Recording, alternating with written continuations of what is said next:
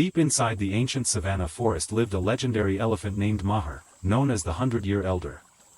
His massive tusks curved like white crescent moons, and his skin bore the wrinkles of a century, each line a memory, a story, a battle. The animals respected him not only for his strength but for his unmatched wisdom. Mahur had seen droughts, storms, migrations, and wars between rival herds, but he had also seen the beauty of life, the sunrise over golden grass, and the miracle of new calves taking their first steps. One early dawn, as mist floated gently above the grasslands, Mahur stood silently near the great river. Beside him was a young elephant calf named Tumbi, curious, energetic, and full of questions. Tumbi had no memory of his parents, who had been lost to poachers when he was very small. Mahur had adopted him as his own grandson. "Grandfather Mahur," Tumbi asked, splashing the river water with his trunk, "is it true you once walked across the entire savannah alone?" Mahur smiled, a slow, deep expression that only a 100-year-old heart could make. "Yes, little one. I walked farther than the clouds travel." "Why?" Tumbi pressed. "Because every elephant takes a journey that shapes who they become." Tumbi's eyes sparkled. "Will I take one too?" Mahur lowered his great head to meet Tumbi's gaze. "Your journey will begin when your heart is ready." Before Mahur could say more, distant thunder rolled, not from the sky but from the ground. A herd of zebras galloped past them, eyes wide with terror. Mahur knew immediately, danger was approaching. Through the dust clouds, he saw them, trucks, machines, and men with weapons. Poachers. The very same threat that had taken Tumbi's parents. Mahur signaled Tumbi. "Stay behind me." The old elephant stood tall, towering like a living mountain, planting his feet firmly into the earth. The poachers' vehicles slowed as they approached. Mahur's presence alone was enough to make even fearless hunters feel small. One of the men raised a rifle. Mahur let out a thunderous trumpet, a roar so powerful it shook birds out of trees. The forest went silent. Even the machines hesitated. But Mahur was old, too old to fight an entire group. He needed help. Suddenly, the ground trembled again, this time from behind. Elephants emerged from every direction, Mahur's herd. They had heard his call. The poachers, now outnumbered, turned their trucks around and retreated, tires spinning in panic.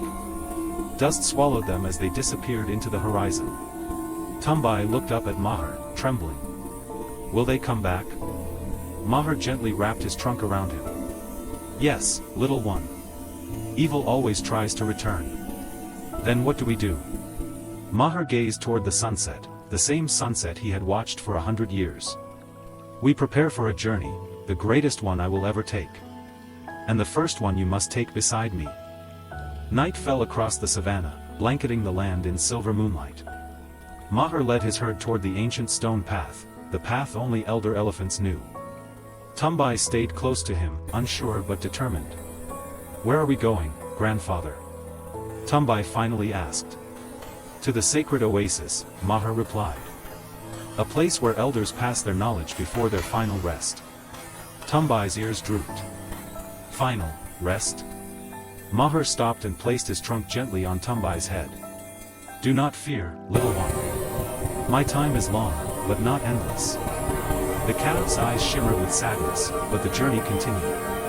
The herd moved under the stars, crossing golden plains, rocky valleys, and fields where fireflies danced like floating lanterns.